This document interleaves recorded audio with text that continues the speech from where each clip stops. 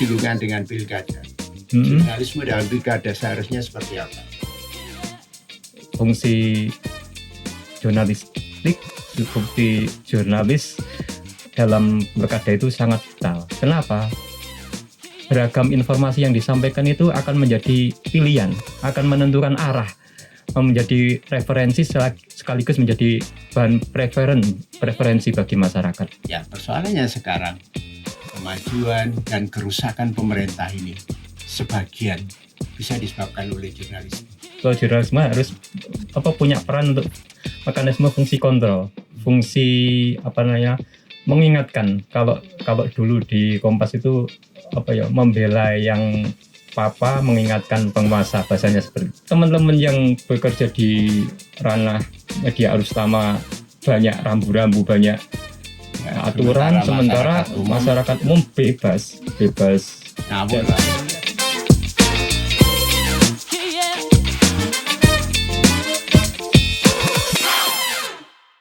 Assalamualaikum warahmatullahi wabarakatuh. Waalaikumsalam. Salam jumpa di podcast Ngopi Disik, Ngobrol Pagi Dialog Gresik, yang akhir-akhir ini beberapa episode kita munculkan terkait pilkada. Ada beberapa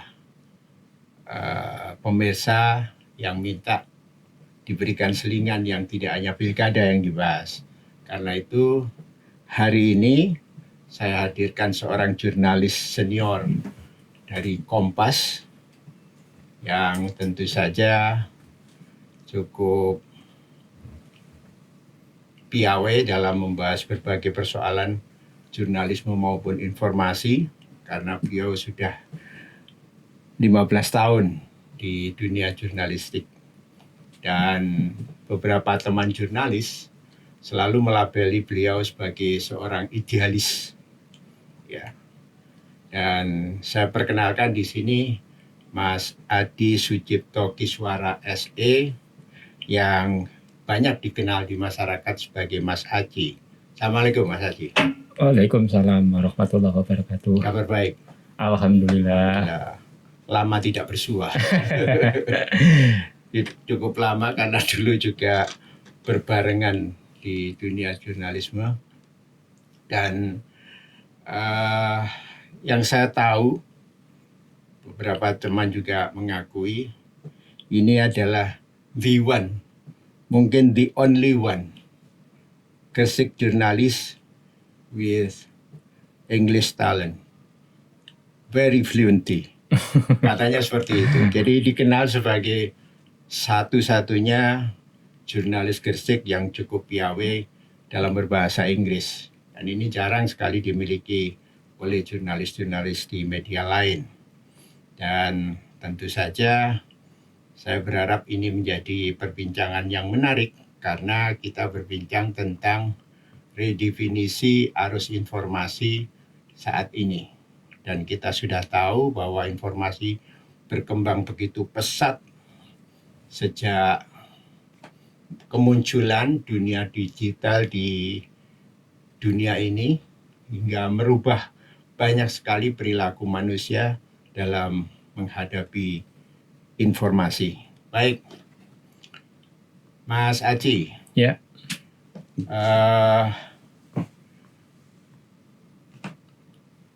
Dari banyak teman yang cerita tentang Mas Aji, bagaimana Mas Aji memandang jurnalisme ini?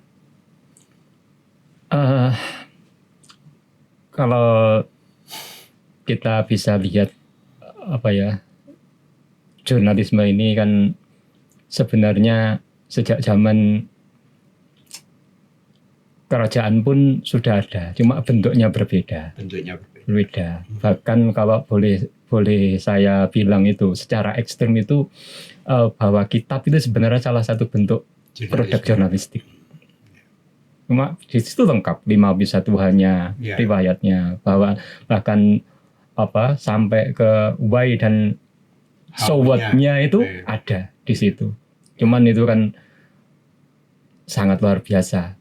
Dan bahkan beberapa orang itu menyatakan bahwa tugas jurnalisme itu mirip tugas nabi, tugas membawa misi tugas kenabian, luar biasa, menyampaikan kebenaran. Ya, benar sekali. Dan beberapa teman juga mengatakan Mas Aji ini menganut jurnalisme sufi. Sufi apa? Suka film. Ya, kalau bersinggungan dengan pilkada, jurnalisme dalam pilkada seharusnya seperti apa? Ya, kita harus bilang tataran ideal sama tataran faktual itu kadang berbeda.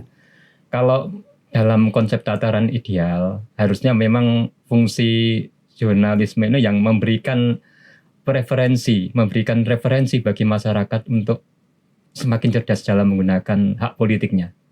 Jadi fungsi jurnalis dalam pilkada itu sangat vital. Kenapa? Beragam informasi yang disampaikan itu akan menjadi pilihan, akan menentukan arah, menjadi referensi sekaligus menjadi bahan preferensi bagi masyarakat, jadi panduan.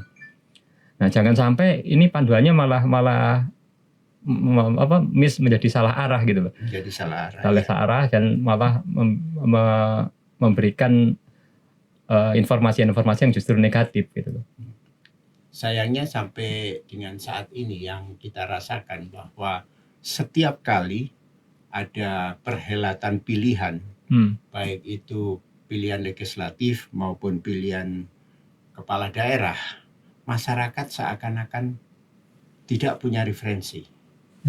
Sekalipun berlangganan koran, sekalipun dia membaca di banyak media, apa yang salah di sini? Apa penyajian informasinya yang salah, atau apa yang sebenarnya harus diperbaiki?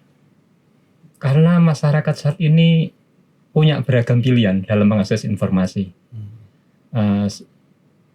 Akses informasi sejak reformasi itu kan ketika kebebasan pers dibuka, media muncul banyak banget. Nah, akhirnya terselektif, ada seleksi alam, akhirnya tinggal beberapa yang bertahan. Dan saya ada data itu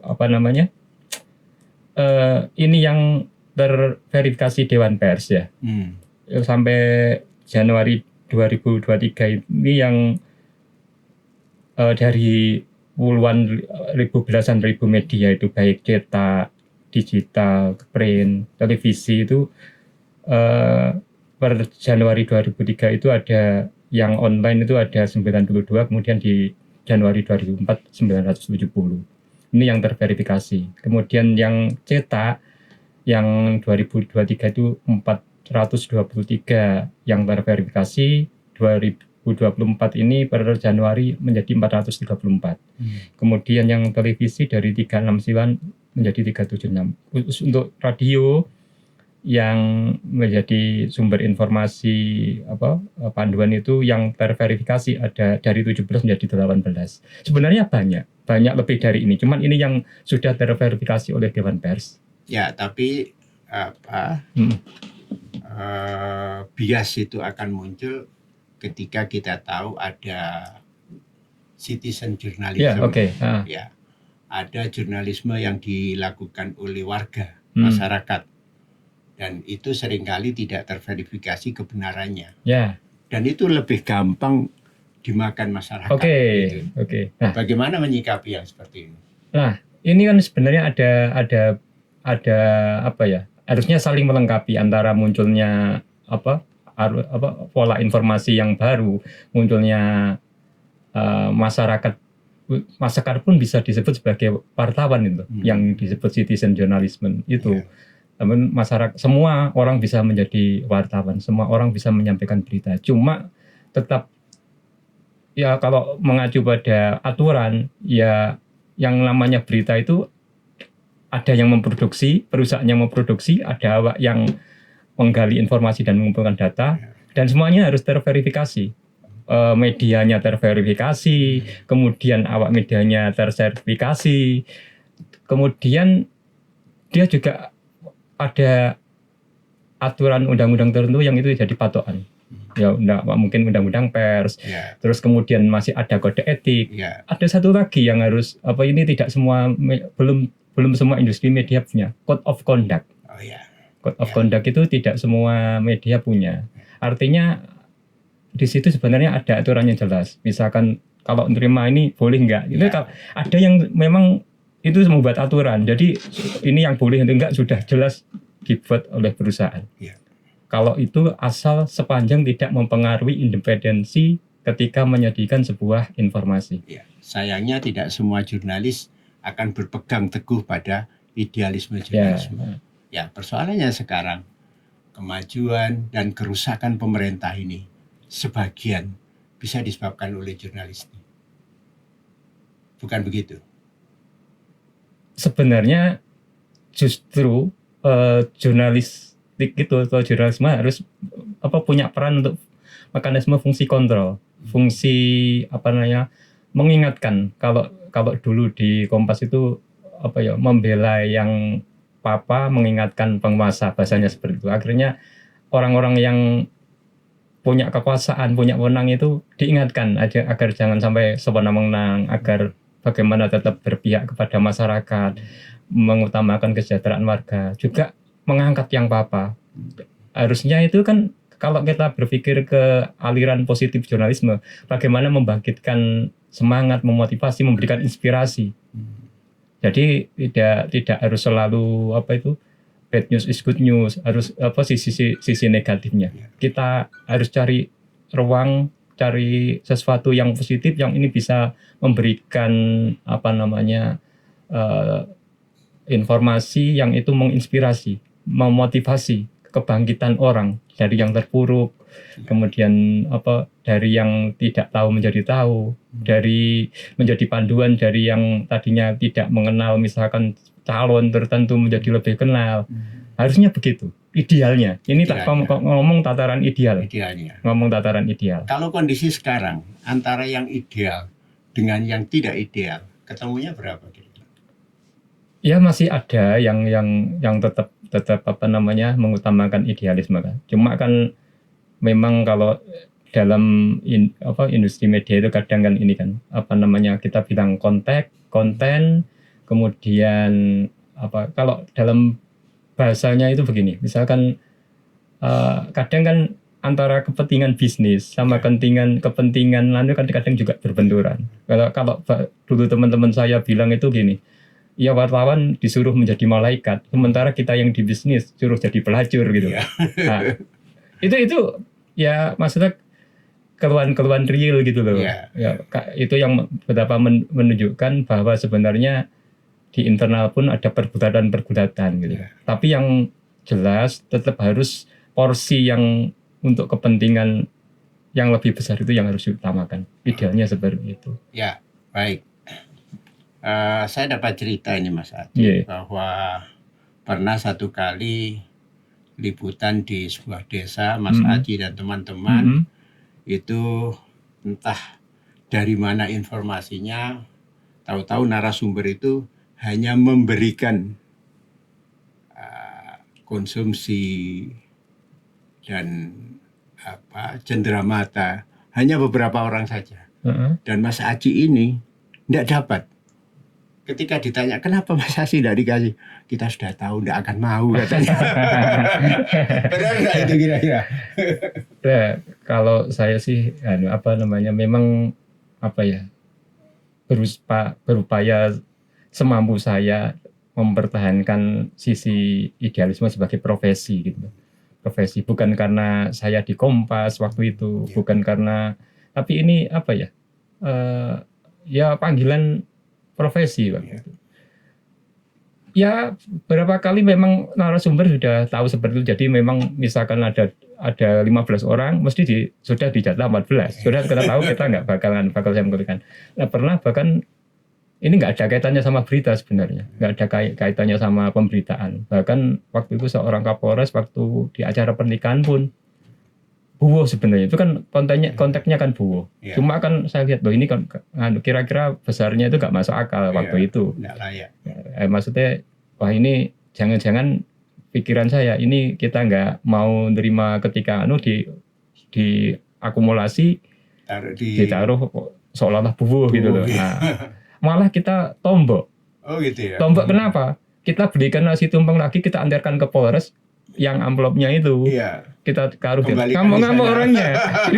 cerita ke penggantinya loh. Ampun. Ada sama Kompas gitu. Ini ampun. Ya, enggak, tapi ya memang ya entah teman-teman saya yang lain seperti apa, saya nggak tahu.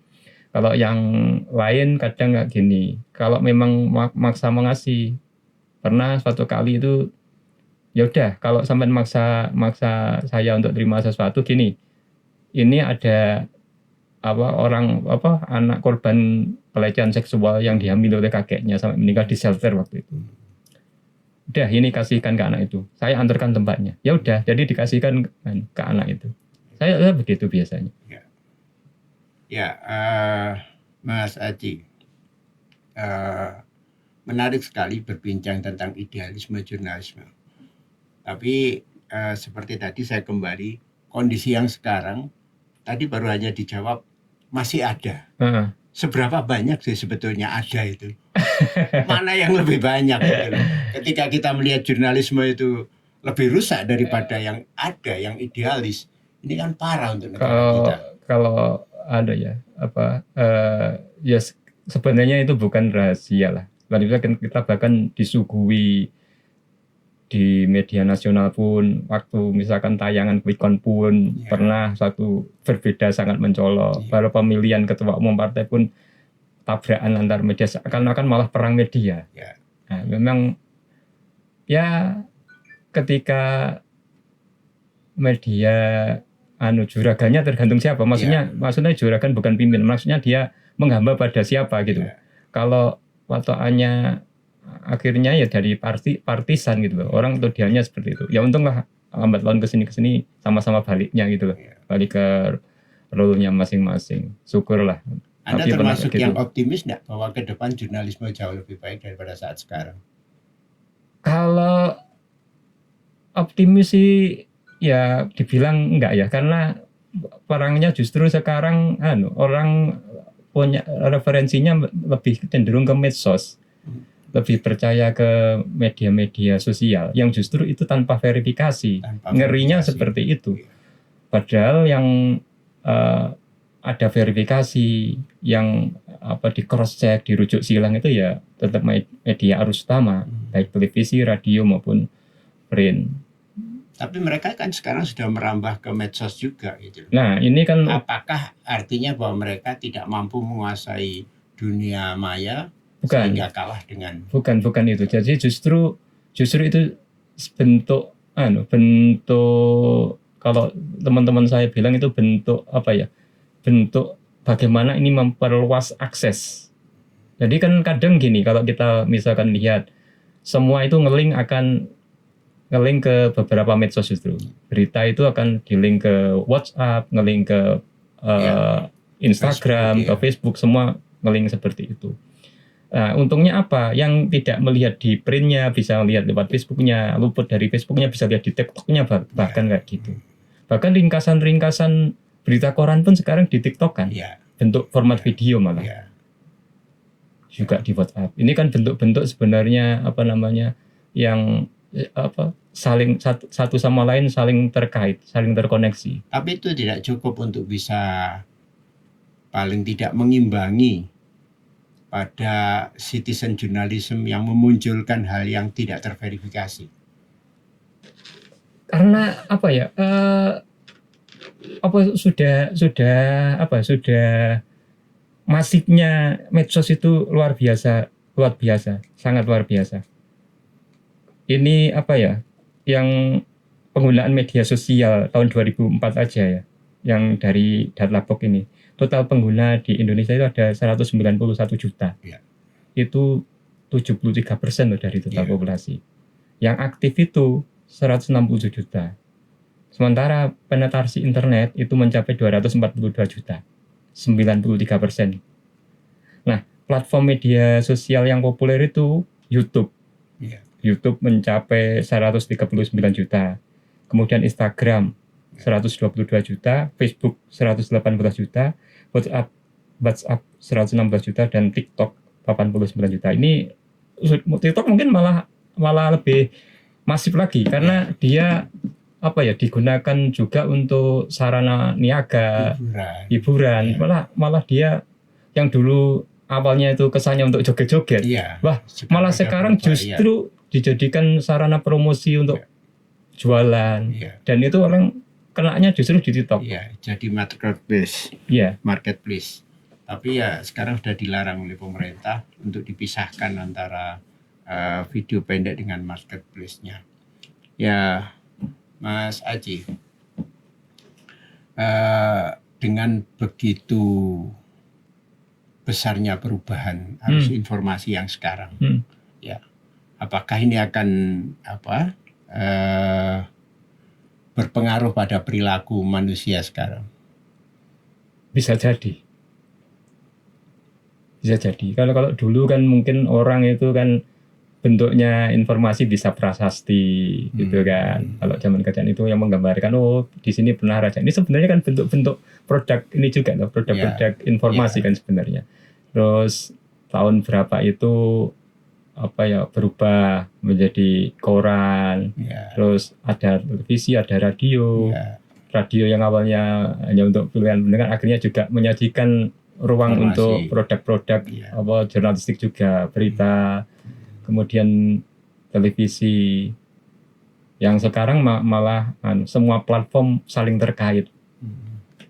Jadi boleh dibilang multi platform, multi channel, multimedia. Ya, tapi ini kan perkembangannya yang kita rasakan saat sekarang, bahwa dengan perkembangan arus informasi yang begitu pesat, bukan kita menjadi tambah cerdas, karena hoax pun akan masih berseliweran di mana-mana. Dan itu kita rata-rata masyarakat punya kesulitan untuk memfilter, menyaring mana yang hoax dan mana yang berita sebenarnya. Ya, kita literasi digital kita masih rendah.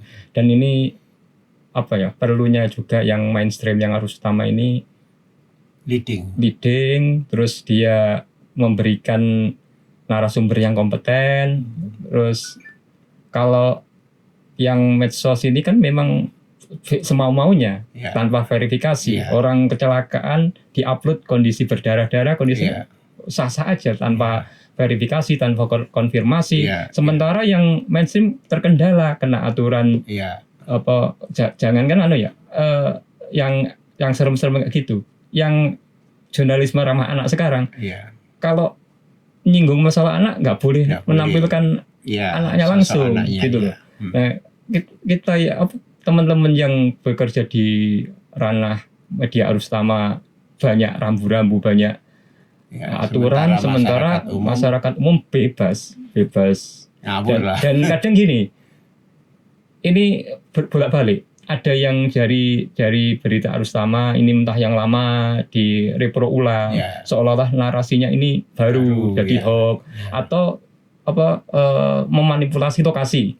Misalkan gempa, kejadiannya itu di Cilacap yang tahun berapa, seolah itu gempa yang ngeri di Bawean. Nah, gitu. Banyak yang kayak gitu. Gunung meletus tahun berapa di mana, itu seolah-olah banyak yang pembelokan manipulasi informasi, baik itu sisi lokasinya, sisi kejadiannya, bahkan sisi orangnya.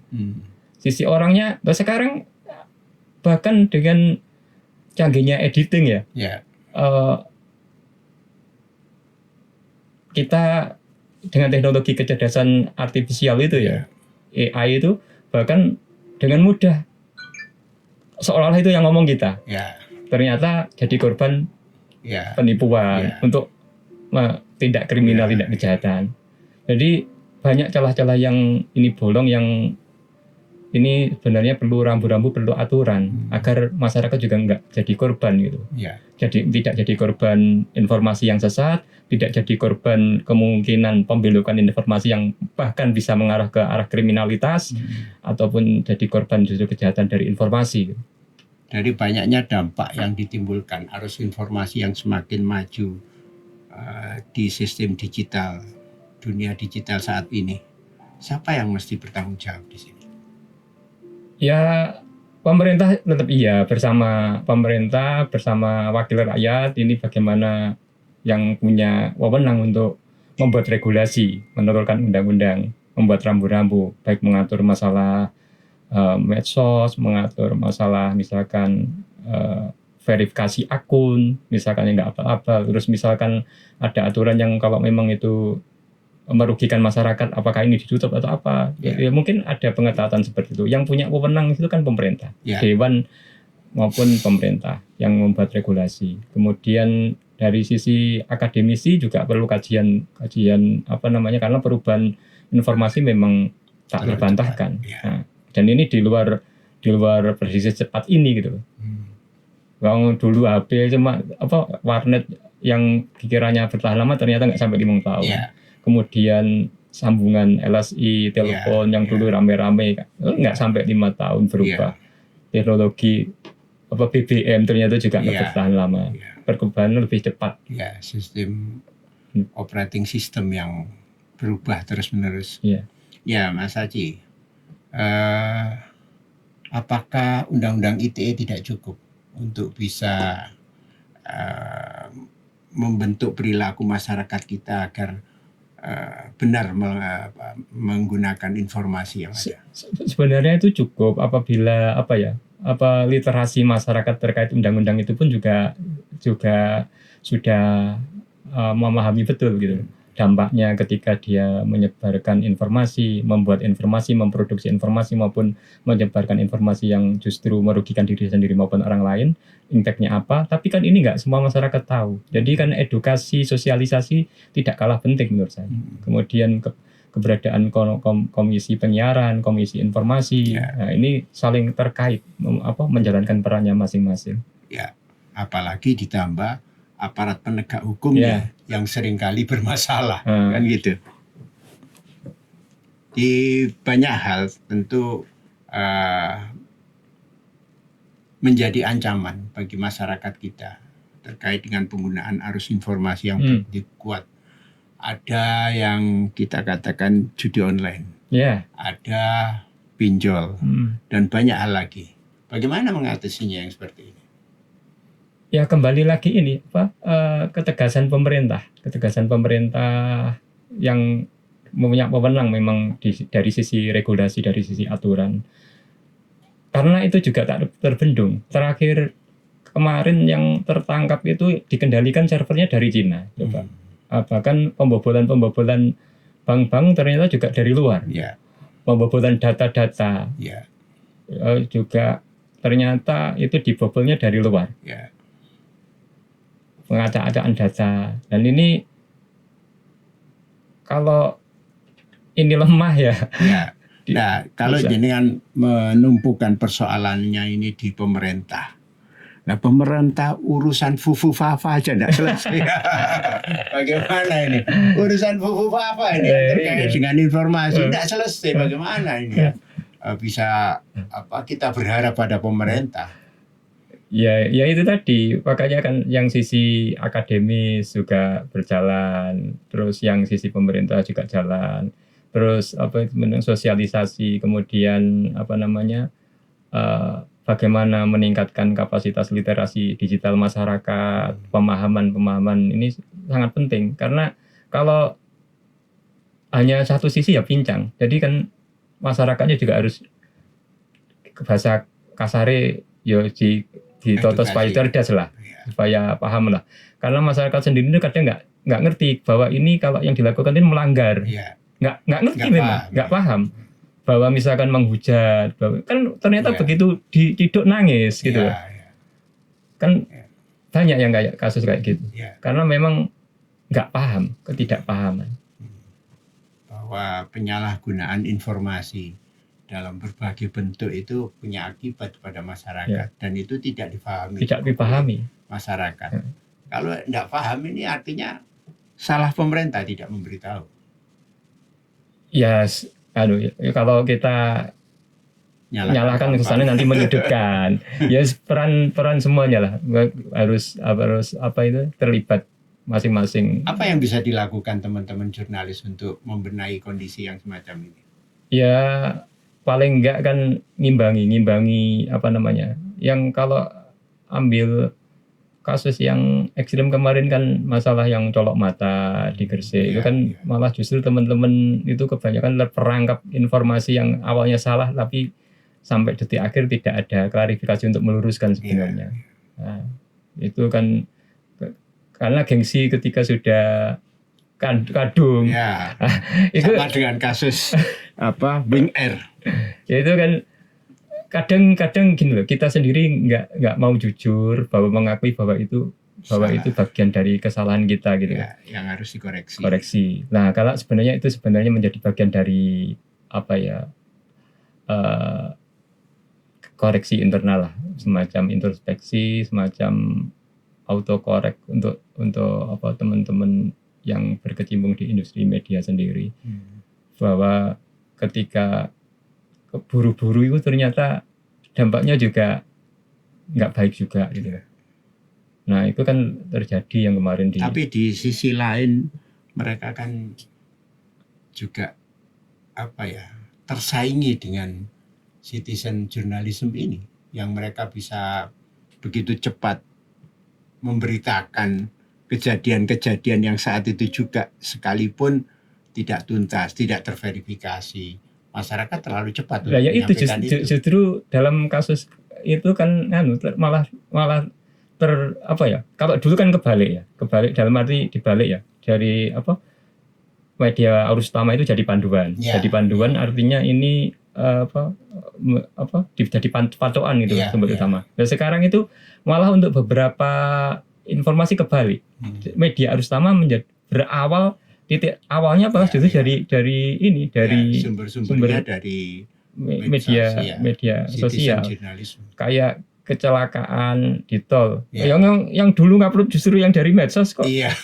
Justru teman-teman kelabaan harus cek verifikasi ke lapangan, cek sana sini karena laman kan ini hanya sebagai informasi awal memang dari medsos itu sebagai informasi awal. Tapi tanggung jawab untuk verifikasi, untuk menuntaskan, untuk menyempurnakan tetap di teman-teman yang media arus utama.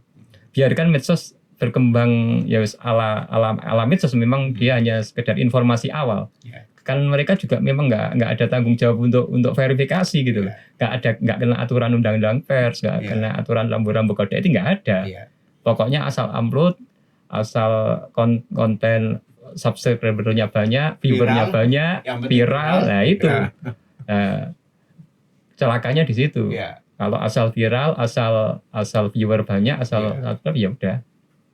Tapi kan di sisi yang lain, bukankah belanja iklan yang jadi penopang jurnalisme di Indonesia ini semakin tahun semakin susut. Semakin susut. Dan pihak pengiklan pun sekarang milih yang murah. Milih yang platform online. Artinya bahwa di sisi jurnalisme terjadi gempuran terhadap minimnya belanja iklan, ya kan? Di sisi yang lain dapat gempuran dari begitu maraknya citizen journalism yang selalu mendahului media mainstream. Ya memang itu tidak terelakkan ya. Bahkan teman-teman di media arus utama pun harus mencari solusi jalan keluar agar tetap bertahan. Artinya memang sudah banyak beberapa yang media besar tutup ya. Menutup karena memang tidak sebanding dengan biaya operasional. Bahkan untuk kalau cetak itu ya untuk platnya, untuk kertasnya aja sebenarnya dari sisi itu sudah nggak menutup biaya produksi. Mereka bertahan hanya untuk bahwa ini ada gitu. Televisi pun sebenarnya kos produksinya belum menutupi dari sisi dari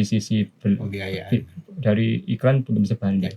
Nah, beberapa memang mencari terobosan dengan sinergi. Terus atau kalau nggak gitu main event.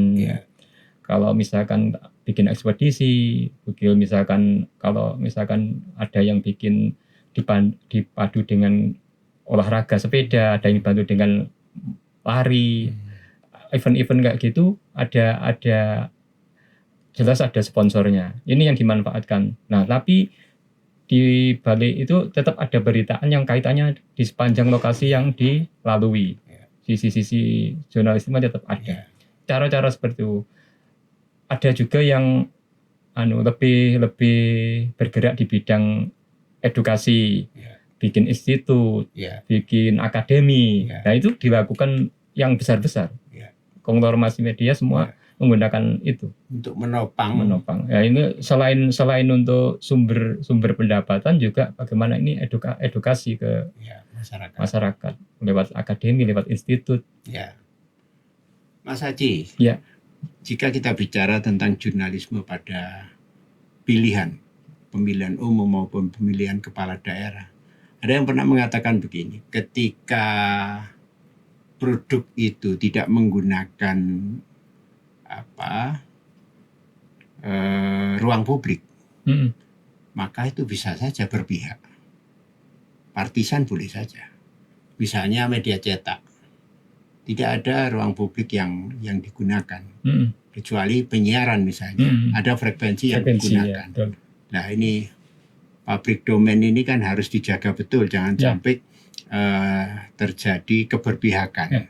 Ya, sementara di media cetak tidak ada public domain yang digunakan, sehingga mereka boleh saja partisan. Benar nggak itu? Kalau gini, jadi saya bisa jawab itu. Harus dibedakan antara netral dan independen. Nah, kalau di luar negeri kayak misalkan itu sudah justru berpihak itu kecenderungannya itu ditampakkan. Kalau misalkan dulu misalkan NYT itu dia berpihaknya ke calon siapa, jelas. Karena memang beda antara netral dan independen. Yang penting memihak ini kan yang saya bilang di awal itu, bahwa bagaimana ini media menjadi semacam panduan, semacam guidance, semacam referensi, dan menjadi panduan masyarakat untuk melakukan preferensi. Nah, ini kalau di luar sudah jamak. Sudah jamak. Jadi memang antara netral dan independen itu berbeda. Nah, sebenarnya cuma kan yang di kita kan jadi ini, kalau di masyarakat kita kan ini masih jumbo antara netral dan independen. Nah, kalau yang independen itu asal ini tidak mempengaruhi pihak yang diusung ini tidak mempengaruhi dalam proses pemberitaan. Kalau sekedar menjadi petunjuk, menjadi arahan, sah-sah saja gitu. Nggak masalah, karena beda antara independen dan netral. Ya, dan pengawasan terhadap jurnalisme yang menggunakan public domain dengan tidak, itu harus beda. Karena balance itu harus tetap dijaga. Mas. Nggak mungkin misalkan ini ada calon 3 ini porsi beritaku ini yang si A 30%, nggak mungkin. Nggak mungkin. Kita ambil contoh kemarin ada tiga pasang presiden gitu. Kemampuannya nggak sama. Nggak mungkin ini di porsi 30 nggak mungkin. Jadi ada yang duitnya banyak, ada yang nggak punya duit. Tetap ada keberpihakan itu ada. Diakui atau tidak, masyarakat pun ini arahnya ke sini terbaca gitu. Sebenarnya secara terbaca. Yaitu makanya kan patokannya bedakan antara independen dan netralitas itu aja. Mas Haji, tadi menyinggung terkait dengan artificial intelligence, dan kalau kita lihat bahwa artificial intelligence ini begitu kuat mulai digunakan oleh masyarakat kita. Untuk apa saja? Ada yang kangen dengan ibunya, minta supaya AI itu berlaku sebagai ibunya. Kemudian dia menyampaikan curhatan dan lain sebagainya. Dan itu ditanggapi oleh AI. Ada yang bertanya dengan hal-hal yang sangat transendental. Ngomong tentang ketuhanan, keyakinan, ketakutan, kekhawatiran yang sebetulnya mesin tidak punya. Dan itu sudah terjawab. Nah, kalau ke depan misalnya, saya tinggal pesan aja AI, besok cari berita terbaru, bikinkan berita. besok lagi cari berita terbaru, bikinkan berita. Habislah jurnalisme kita. Apakah betul AI akan jadi ancaman bagi kita? Ada sesuatu yang tidak bisa tergantikan oleh AI itu loh. Impression, apa namanya?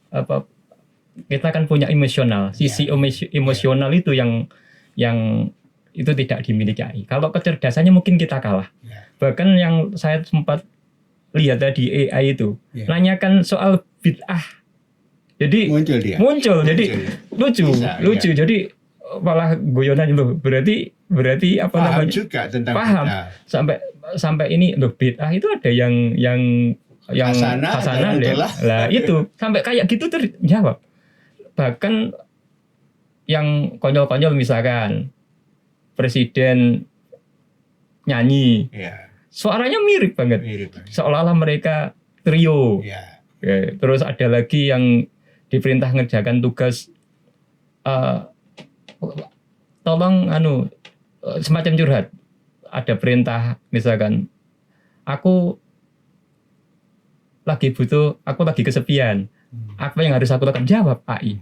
Baik itu yang keluar teks, ada yang keluar suara, tinggal pilih. Ya. Dan itu hanya pada batas tulisan, ya kan, logika yang dimunculkan, impression, perasaan yang nggak bisa. Ya, untuk ya mungkin ke depan bisa juga. Ada yang pernah tanya, saya pernah baca. AI ditanya, apa yang paling kamu takutkan? Ini kan terkait dengan perasaan. Yang paling aku takutkan adalah seseorang menekan tombol power.